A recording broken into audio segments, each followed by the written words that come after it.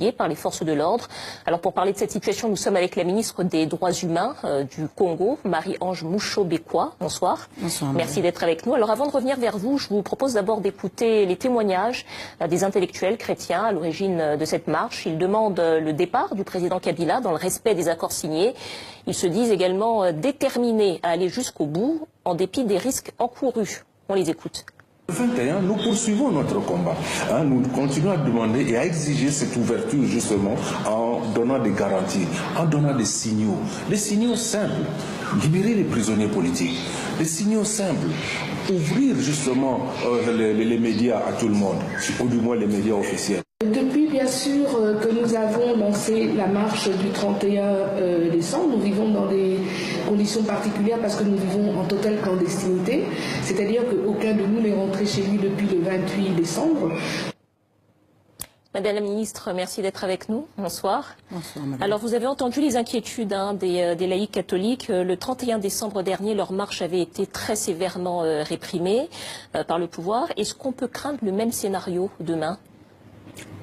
Je ne suis pas le bon Dieu pour pouvoir vous dire ce qui va se passer demain, mais je sais que l'autorité urbaine, donc le gouverneur de la ville de Kinshasa, a interdit la tenue de ces marches parce que le comité laïque de coordination de l'Église catholique a prévu 167 points de départ. Les points de chute ne sont pas connus et une ville comme Kinshasa de près de 12 millions d'habitants, vous comprenez que si à chaque point de départ il y a 1000 personnes, la police ne sera pas en mesure de garantir, de protéger les personnes et leurs biens. La police ne sera pas en mesure de garantir la sécurité des biens et des personnes. C'est la raison pour laquelle la marche a été interdite. Vous dites c'est une marche pacifique de la part de gens qui se rendent dans des lieux de culte, qui ne sont pas armés, face à des militaires, à des policiers qui sont supposés garantir le parcours. Pourquoi avoir interdit la marche ? Comment le justifier ? Ce n'est pas moi qui ai interdit la marche, c'est le gouverneur de la ville de Kinshasa. Est-ce que c'est une décision que vous comprenez ?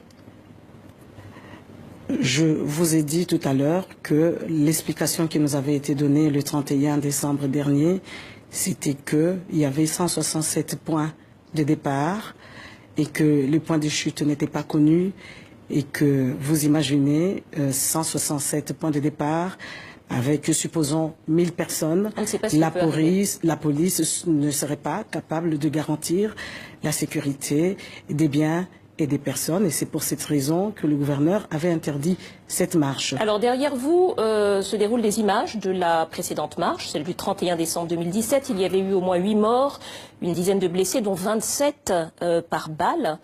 Donc c'était des chrétiens qui se rendaient également dans des lieux de culte.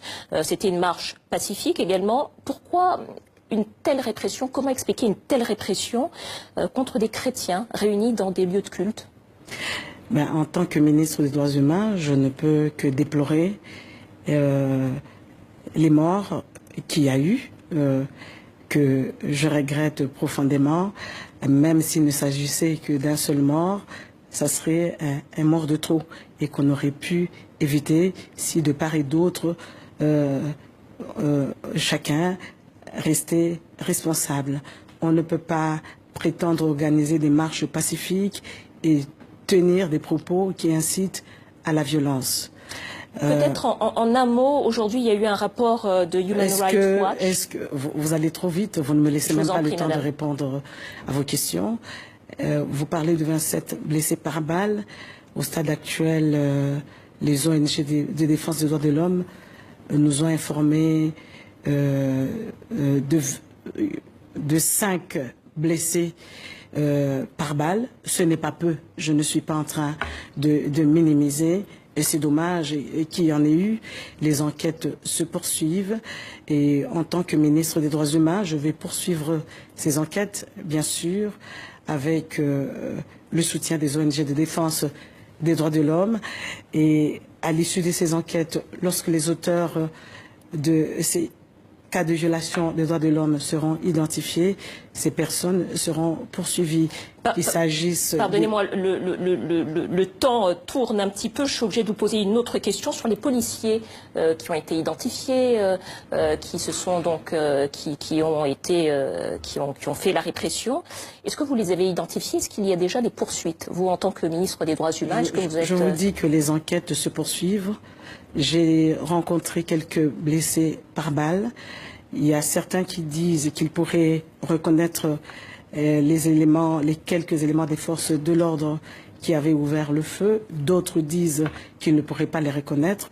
Vous comprenez qu'au stade actuel des choses, je ne peux pas confirmer le nombre de personnes blessées par balle.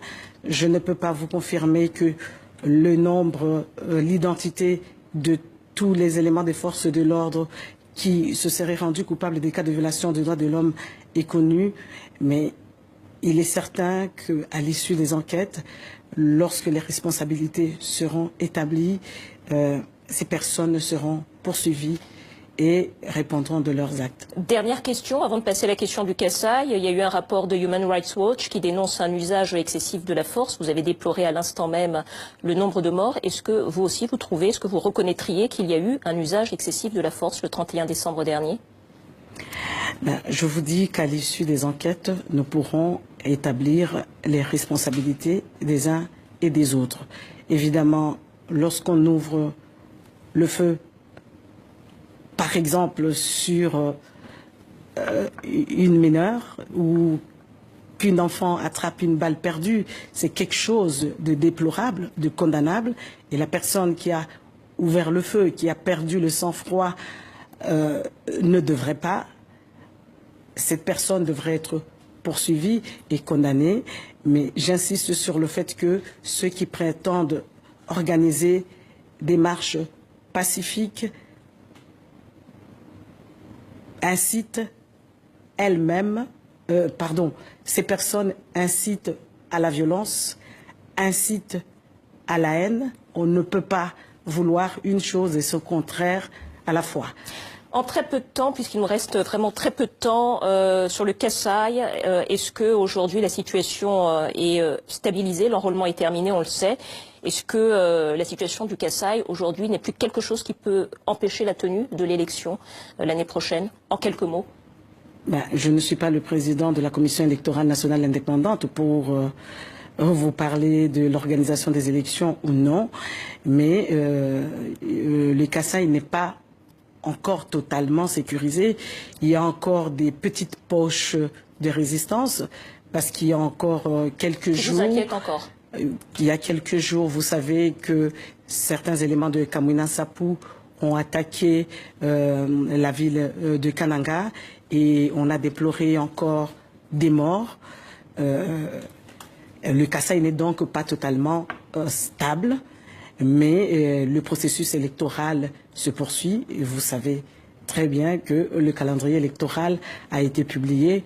Pour le reste, ça sera au président de la Commission électorale nationale indépendante de vous répondre. Dernière question sur les experts de l'ONU. Il y a eu une enquête de nos confrères d'RFI, commission d'enquête de l'ONU également, qui disent qu'ils auraient sans doute été piégés par un agent de renseignement du gouvernement.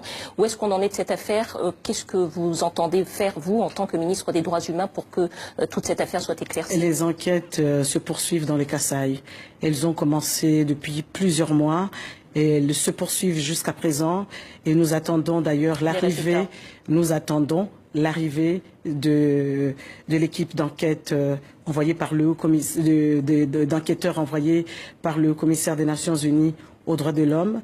Nous allons poursuivre des enquêtes conjointes pour faire la lumière sur les atrocités du Kasaï. À l'issue de ces enquêtes, les conclusions seront versés au dossier déjà ouvert par les magistrats congolais et les présumés coupables seront poursuivis par les instances judiciaires congolaises. Merci beaucoup, Madame la ministre des Droits humains de la RDC, Marie-Ange Moucho-Bécois. Merci d'être venue sur notre plateau et d'avoir répondu à nos questions. Je vous remercie. En Guinée-Conakry, la campagne des municipales est lancée le 4 février.